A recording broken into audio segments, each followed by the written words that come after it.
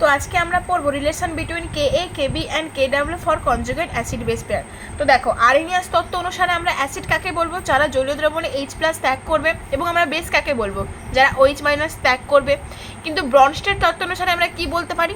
যারা H+ ত্যাগ করবে তারা হচ্ছে অ্যাসিড, আর যারা H+ গ্রহণ করবে তাদেরকে আমরা বেস বলবো। দেখো এই সেলের ক্ষেত্রে কি হচ্ছে, এখানে এই সেলের মধ্যে এই সেল H+ ত্যাগ করে Cl- উৎপন্ন করছে।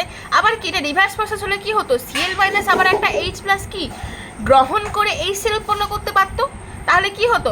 একটা অ্যাসিড একটা বেস। তো একই রকম ভাবে আমরা NH3 থেকে কি দেখতে পারি? দেখো NH3 কি করতে H+ গ্রহণ করতে পারে, করে NH4+ উৎপন্ন করলো। তাই NH3 কি একটা বেস। তারপর আবার NH4+ কি, আমি যদি রিভার্স ভাবে দেখি, এ কি করবে? একটা H+ ত্যাগ করে কি করবে? NH3 উৎপন্ন করতে পারে। তাই এটা কি আমরা অ্যাসিড। যেমন HS- একটা অ্যাসিড কি করলো? সে একটা H+ কি করলো? ত্যাগ করে কি করলো? H2- উৎপন্ন করতে পারলো। তাই এটা অ্যাসিড, এটা বেস। আচ্ছা, এবার দেখো কি হচ্ছে। অ্যামোনিয়া NH3 সাথে ওয়াটার বিক্রিয়া করে কি করলো? NH4+ OH- উৎপন্ন করলো। এখানে NH3 কি করছে? একটা ইলেকট্রন গ্রহণ করছে, তাই আমরা একে কি বলবো? বেস বলবো। আর তেমনই এটা যদি রিভার্সিবল প্রসেস হয় তাহলে এটাকে আমরা কি বলবো? অ্যাসিড। শুধু অ্যাসিড বলবো না, একে আমরা কনজুগেট অ্যাসিড বলবো। তো এই ফরওয়ার্ড রিঅ্যাকশনের Kb মানে আয়োনাইজেশন কনস্ট্যান্ট আমরা কি জানি? প্রোডাক্ট বাই রিঅ্যাক্ট্যান্ট, প্রোডাক্টের কনসেন্ট্রেশন বাই রিঅ্যাক্ট্যান্টের কনসেন্ট্রেশন। তাহলে লিখতে পারি এখানে NH4+ এর কনসেন্ট্রেশন ইন্টু OH- এর কনসেন্ট্রেশন বাই NH3। যদি এই রিঅ্যাকশনটাকে আমি যদি আবার রিভার্স করে লিখে দিই, দেখো NH4+ যদি ওয়াটারের সাথে বিক্রিয়া করে তখন NH3+ H3O+ উৎপন্ন করে। ঠিক আছে, NH4+ কি করলো? একটা ইলেকট্রন ত্যাগ করে NH3 উৎপন্ন করে দিল। তাহলে এখানে NH4+টা কি হলো?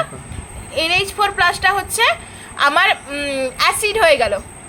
এবার দেখো এখানের আয়োনাইজেশন কনস্ট্যান্ট Ka-টাকে আমি কি লিখতে পারি?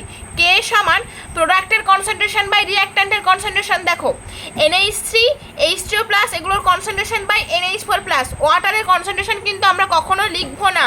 ঠিক আছে, সো এবার আমরা K ইন্টু Kb করছি। দেখো K ইন্টু Kb করলে এগুলো সব কেটে গিয়ে থাকবে কি?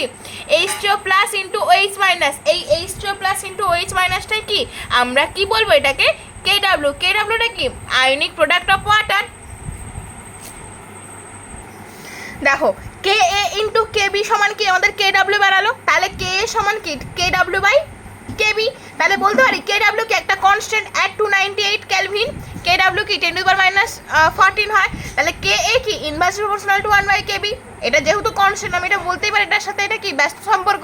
তাহলে একটা গিভেন টেম্পারেচার, অবশ্যই কিন্তু আমাদেরকে টেম্পারেচার মেনশন করতে হবে, কারণ যদি আমাদের টেম্পারেচার বাড়ে তখন কিন্তু Kw-র মানটা বাড়ে, আর যখন টেম্পারেচার কমে তখন কিন্তু আমাদের Kw-র মানটা কমে। এবার দেখো একটা জিনিস, এটা কি Ka-Kbটা কি আমার কনজুগেট অ্যাসিড বেস পেয়ারের জন্য। তাহলে কারোর যদি K এর মানটা বেশি হয় তাহলে সেক্ষেত্রে কি হবে? আমার Kb'র মানটা কম হবে। তাহলে আমি বলতে পারি যদি কেউ স্ট্রং অ্যাসিড হয়, স্ট্রং অ্যাসিড মানে কি তার K এর মানটা বেশি, তাহলে তার কনজুগেট বেসটা কি Kb'র মানটা কম হবে। তাহলে conjugate of a strong acid is weak base and vice versa.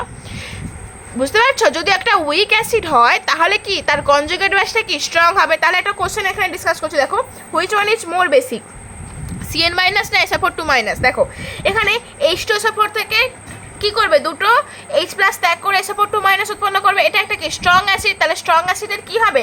Conjugate বেসটা কি হবে? উইক হবে।